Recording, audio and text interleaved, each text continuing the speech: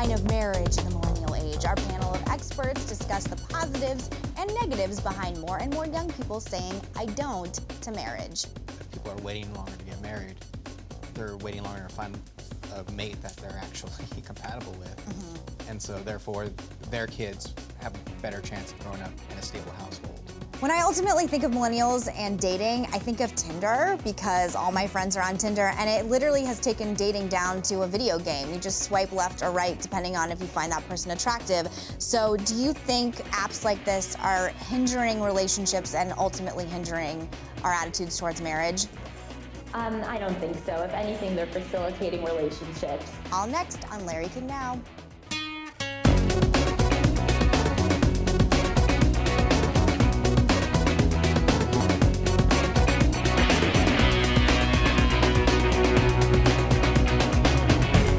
I'm Meghan McCain, and I'm honored to be sitting in for my friend Larry today. Were you born sometime after 1980? Are you single? Well, you certainly aren't alone. Only 26% of the millennial generation is married compared to 65% of baby boomers when they were in the same age bracket. And now, for the first time since the government began compiling such statistics in 1976, single Americans make up for more than half of the population. Today, our panel is here to discuss why so many young people are saying, I don't, to marriage. Justin Abarca is a staff writer for BuzzFeed. His videos on marriage for the site have gone viral, garnering millions of views. Elizabeth Crumry Mancuso has a PhD in clinical psychology and is an associate professor of psychology at Pepperdine University. And the lovely Greer Grammer is one of the stars of MTV's show Awkward, which will be seen Tuesdays this fall at 10/9 Central. All right, everybody, thank you guys so much for being here. So I fit into those statistics. I'm almost gonna be 30 and I'm single, which I keep talking about on TV, but do you guys think the decline of marriage is specifically a millennial issue because we are the selfie me generation? Well, it certainly seems like that's a part of it. It seems like this generation is one that's grown up with so many options and so many choices throughout their whole lives. I mean, you can just walk down the cereal aisle in the grocery store and get overwhelmed. And so the idea of picking a mate for life can feel really overwhelming to them. What do you think, Greer? You're a token young person on the panel. Token young person. Well, honestly, I think the majority of me and my friends have witnessed our parents go through divorces. I mean, my dad's on his 4th marriage. And so I feel like there's some sort of, you know, we're scared of being divorced and going through that sort of a thing. And I feel like we've all just kind of, you know, known that you get married kind of older. But I think that a lot of it could have to do with the fact that it's all about us and it's all about selfies and how many likes you get on Instagram and yeah, well, Justin, your videos are going viral. I mean, what has the response been, and why do you think you're tapping into something that is so universal? Well, one of the comments that we get a lot on the videos are like hashtag relationship goals. And I think it's something that just people, especially young kids, want to see a successful relationship. Yeah, like I have divorced parents, like many people do, and which put me off. So seeing, if I had a good example as a teenager, I would have probably been on there as well saying, this is what I want one day. Yeah. Well, Elizabeth, the country is becoming more secular. Do you think the religious aspect of marriage plays a larger role here? Yeah, I think that's one of the many factors that contributes to millennials waiting much later to get married or not getting married at all. The fact that they are less religious and just put less stock in tradition altogether. But what the research does show is that the majority of Americans still elevate marriage to sacred status. And we've heard about divorce already in the time that we've been talking. And what we see is that when people view their marriage as something sacred and then that falls apart, then the trauma related to that is even worse. And so many millennials have gone through that, seeing their parents and their families fall apart. And so even though religion is declining, many people still view marriage as something sacred. And that makes it all the more scary to enter into it. Do you think that the high cost of weddings could be a factor? Because my friends keep getting married and it's costing anywhere from like $60,000 to like $150,000 to even more. And to me, $150,000 for a party, I'm just not interested. Definitely. I'm just not. I mean, for my wife and I, one of the reasons we didn't get married till we were in our 30s, 30 and 31. And part of that was we were poor in our 20s. And we just kept wanting to save up more money and save up more money. And it's harder now. Jobs aren't the same as they were back in the day. and it just is prolonging everything. And plus, I do not recommend spending a lot of money on your wedding. It's one day. It's one party. Greer, do you think your friends are financially stable enough to get married? Oh God, no. None of them. I mean, I just graduated college in May, so the majority of my friends and I are now dealing with, first jobs, and luckily I'm not. I've had a stable job for 4 years, but they're all dealing with their first jobs and making money and buying groceries still and living on our own and paying rent and doing everything that I don't even think any of my friends would be financially stable to throw a big giant party for a wedding. Well, what's weird, I want to ask you is, I feel like I should be the guinea pig on this panel. It's probably why they asked me to moderate it, but I'm almost 30 in a month. I'm very financially stable. I have a great job.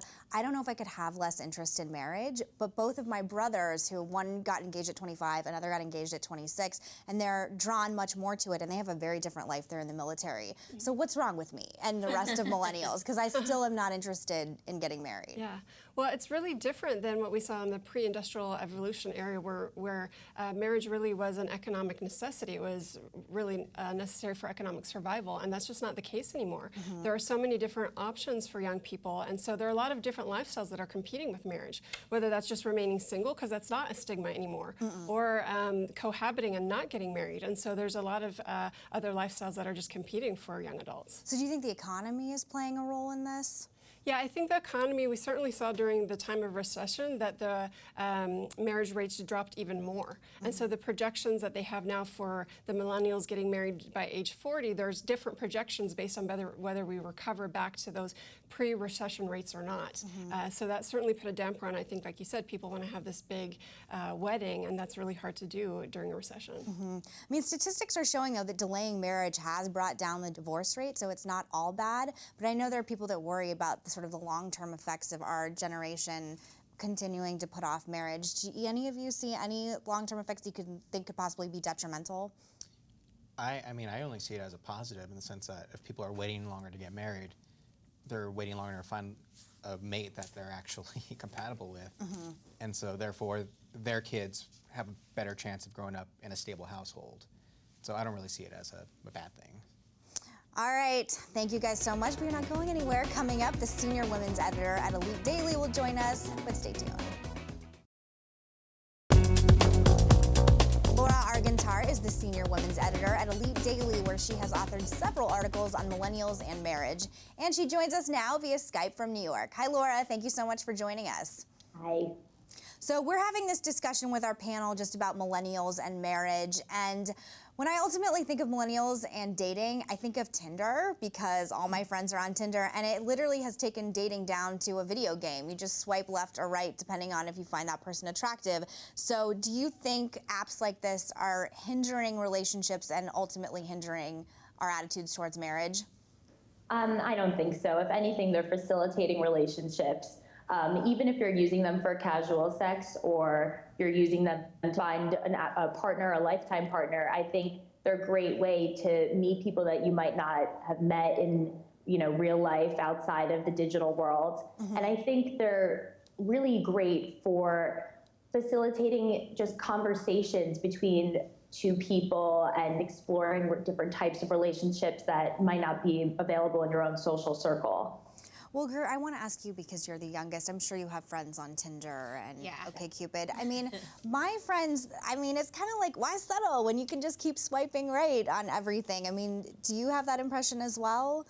Yeah, I mean, Tinder, when it first came out, I didn't really realize that it was even a dating thing. People just told me it was a game. So I was like, I'm on it. I have a boyfriend. But I'm like, yeah, why not? And then I realized oh no, people use this for dating, for actual relationships. And I've had friends that have met people through Tinder and have gone on dates. And some people have actually, lasted a good amount of time. I don't know anyone who's still in a relationship from Tinder, but one of my really good friends was dating someone for about a month. And I think it's a good way to meet people and to get out of your comfort zone. And I think we should go to you because you have the PhD here. Yeah. Yes. Do you think psychologically there's something to the instant gratification of these apps that is hindering our attitude towards relationships? Yeah, I think the millennials grew up in an age where technology was at their fingertips at all times. And so that has an impact on the way they do everything in life. And I think it has an impact on the relationships as well. Lisa, do you think that the sexual empowerment of women has meant less of a focus on relationships? Definitely at a younger age, I would say so. I think women now feel more comfortable choosing their own partner, multiple partners, and we're very much financially independent, we're more career oriented, and we're not as much reliant on a partner for those things. So I definitely think that talking about our sexuality has led us to greater awareness, to know that we are in control of our bodies. And I think that as a result, yes, we aren't looking for relationships or reliance on someone else when we used to in the past. I mean, the obvious question when we start talking about dating and relationships and millennials and us putting off marriage is the concern of fertility and having kids, which is something that annoys me all day long because it's something I have to think about because I'm a woman. Do you think ultimately this could mean less children in the future for our generation? I don't think so. I think, modern women now are freezing their eggs. They're having children as single parents if it's important to them. So I think it's really a choice of if it's important to you or not. I don't think if, because we're delaying fertility, that means you're not going to have kids if you don't want them. I think there are so many ways with science now. If you want children, you can make it happen. Justin, you're a real live married man sitting at this table. Why were you ready? I mean, you got married pretty young, right? You said your early 30s? Early 30s, yeah. Why did you think you and your wife were both ready? By that point, we had lived together for almost 8 years. We had already cohabitated, and I think it was just one of those things where we look at each other and go, why not make this permanent?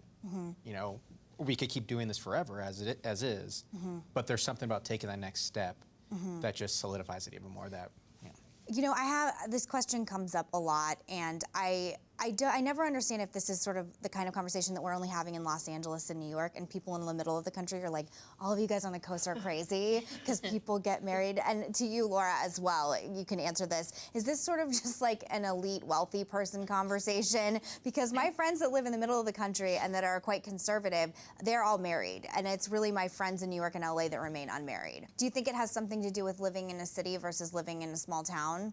Yes, I think living in a small town, definitely you see couples, marry each other, go to their high school sweethearts, they grow up together, and then they kind of stay there. Whereas in the cities, you have people from all over connecting, networking, and because of that, there's going to be more relationships available to you. Greer, do you agree with this? I mean, you're the youngest, you're living in Los Angeles. Yeah, I mean, I'm born and raised here, so I kind of was brought up in a city state of mind. But I mean, I have friends from Texas that move out here and say that they want to be married by 25 and have kids, and that their main goal in life is to be a mom.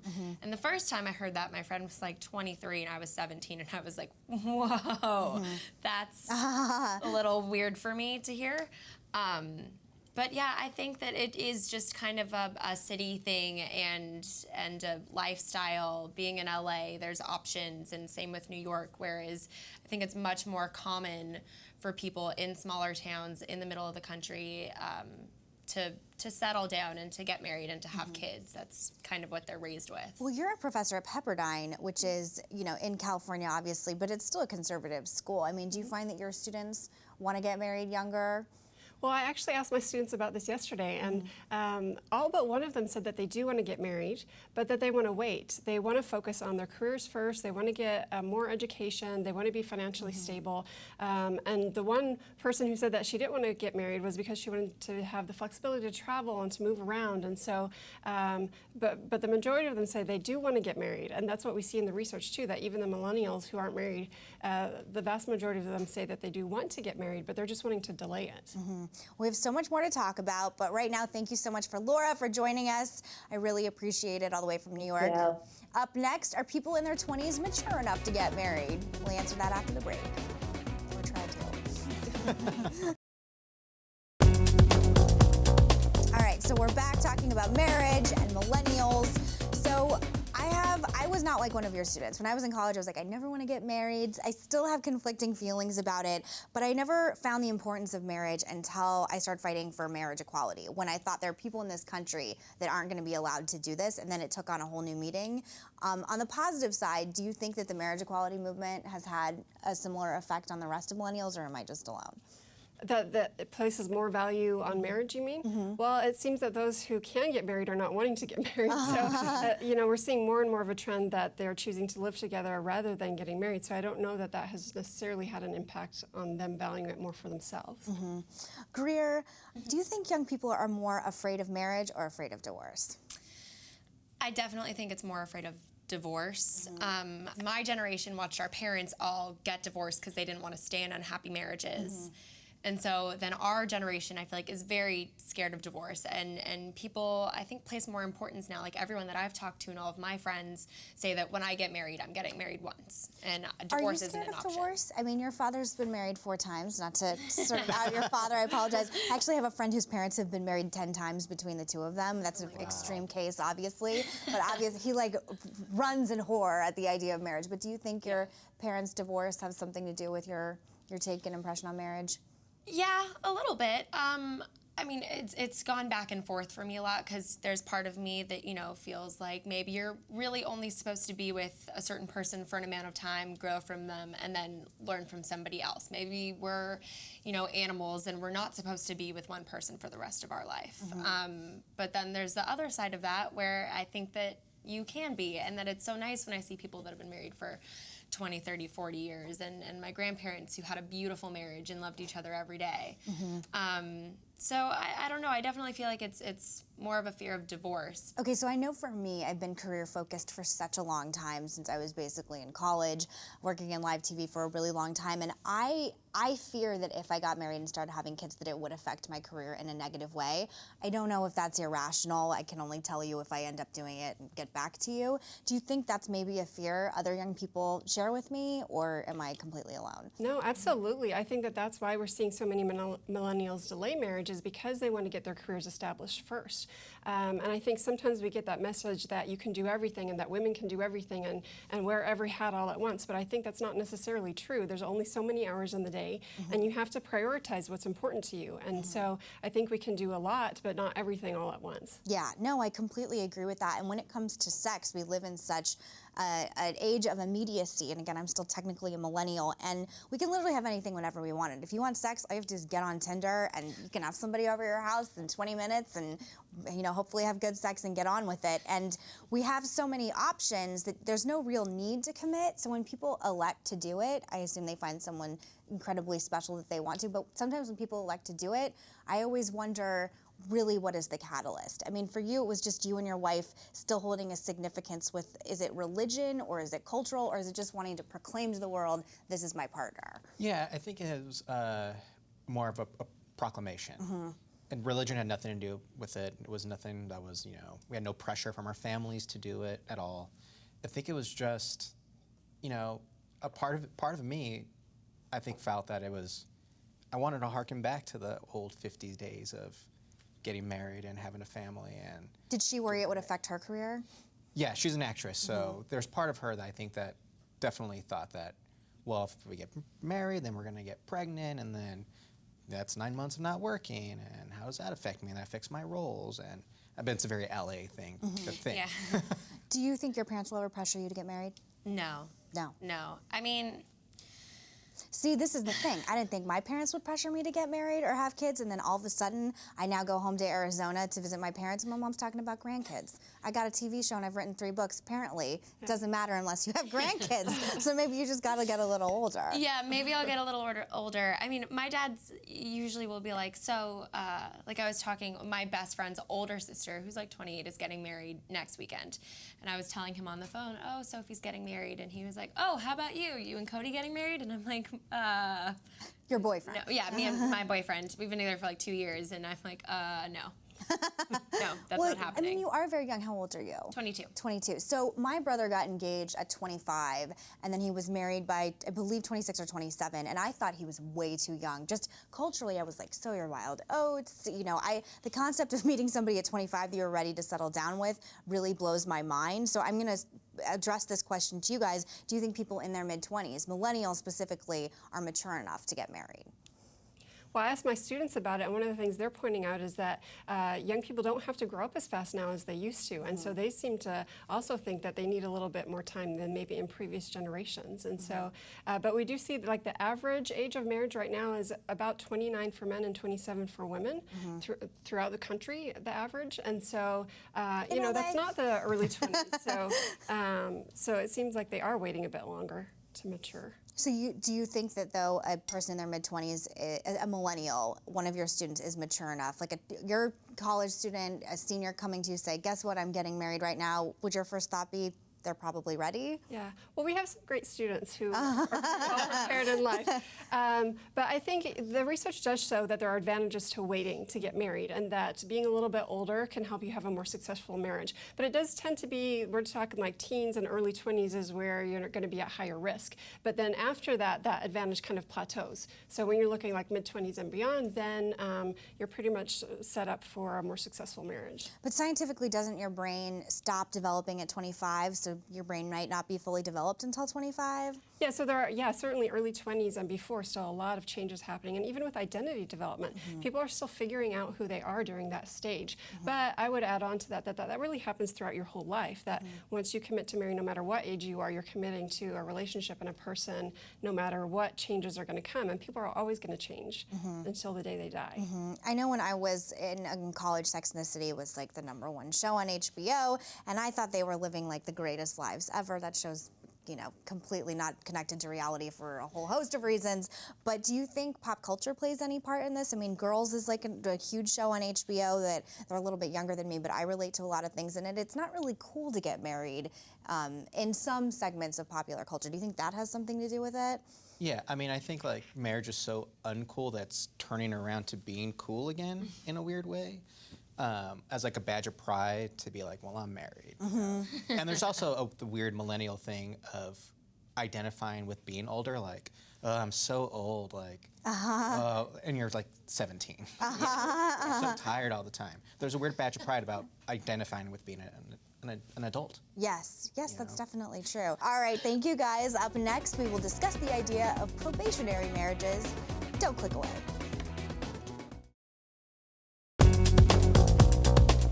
So we are returning on our panel on millennials and marriage. Cohabitation rates have risen 1,000% in the last 4 decades. I know. So do you think, why was, again, I'm going to pose this to you again, why was living together not enough? Because for me, in the past in my relationships, living together has been plenty. Well, you want to take it to the next level. You know, we want to talk about having kids and stuff like that. And then tax breaks and you start to get more and more like adultish as you get older. I mean, I just know for me, when you feel like you have all the time in the world, which I mean, we don't have, no one has all the time in the world, but I still feel invincible, even though like I am almost 30. You know, it's a fact I can't deny. But do you think millennials will ultimately regret, and I guess I pose this to myself, I will ultimately regret not putting an emphasis on marriage in my 20s? Yeah, it's a great question. We see with the data that for young adults that men and women are interested in getting married at equal rates, but that actually changes once you get out of that young adult stage, and then that women want to get married more than men do. And so one of the interesting things is that there is a gender difference then as people go into the next stages of life, that then it becomes more and more difficult for women to find a mate in comparison to men. And so I think that's also one of the factors that women might be putting it off. And I think also millennials are wanting to find the perfect mate. You know, they're not getting married for finances, they're wanting to get married for love. And so sometimes they have a list of lots of things that they want their partner to be able to fulfill. And so sometimes there is the idea of like, well, what is a good enough marriage as opposed to like the perfect marriage or the perfect partner that you're waiting for. And sometimes there are authors out there that say, yeah, sometimes settling can be a good thing. I want to pose this to both of you. Did you have a cutoff age? I want to be married by X amount of time, and do you have a cutoff age that I want to be married by X amount of time? And there's no judgment. It's a judgment-free Larry King table. It's fine. No, I know.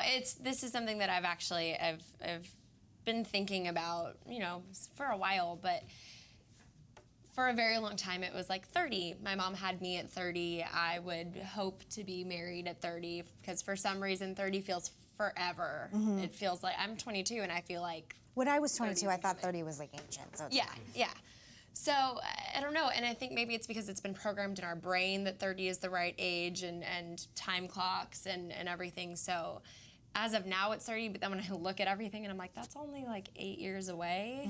And you're a successful actress. Right now. Who will That probably can keep going to be more successful. That's what I hope, but it can always change, and that's the scary thing about choosing the entertainment industry. Did you have a cutoff age? You said you got married at 30. Yeah, I got married at 30. I didn't ever have like an explicit cutoff age, but I think subconsciously 30 was kind of a big number in my mind. But even then, I was scared to death to get married. I was really, a lifelong commitment was like extremely scary to me, but I'll say that it's been fabulous. I've been married for 2 years now, and there are just parts of it that I never could have imagined, but I really love it, and just that security of knowing that this is a person who wants to be with me forever, and vice versa, even though there are days that, you know, I'm not that pleasant to be around, just, you know, that marriage brings that added security with it, and it's something that I've really enjoyed. Girl, I have to ask you a little bit of an awkward question, and I know you don't speak for everyone, but do you think that there is more of an emphasis on sex versus relationships at people around 21 and 22?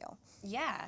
I mean, not necessarily there's more of an emphasis on sex, but it's definitely, I mean, just coming out of college where, you know, we went out to the local bar and I was in a sorority and you went to different fraternities every night. There was definitely an emphasis of who can I hook up with tonight, and oh, you shacked, and us, you know, making fun of our friends and who'd you shack with and all these other things. And it's kind of the generation, I don't know, it's something that's just more common.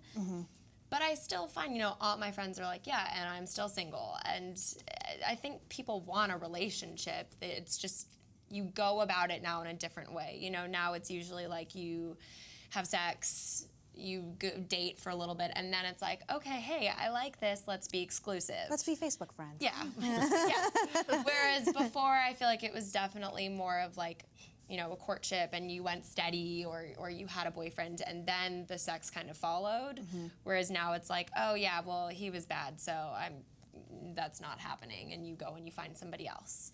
Yeah. So I don't know, I just definitely think that's more of the generation. And that also, you know, comes with what's on TV and what's in the media and everything. That's TV shows are all about, you know, there's what's the new show on A&E or something that's like something about just having sex. Like everything on TV. It's called like The is History of Sex or something, yeah, right? Masters of Sex. Masters of Sex, yes. But that's not the one. But there's, you know, just shows with people having sex all the time. And I'm like, when did this change? Because in the 50s, you weren't allowed to have a couple be seen sleeping in the same bed together. Like I Love Lucy had separate beds. So I just feel like as it's grown in the media and it's been more, casual sex has become more of a normal thing.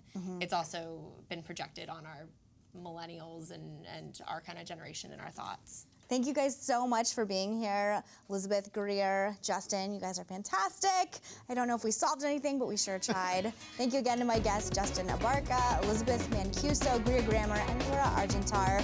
And thank you to Larry for letting me sit in his seat for the day. Want to continue the conversation? You can find me on Twitter at Meghan McCain. And as always, you can find Larry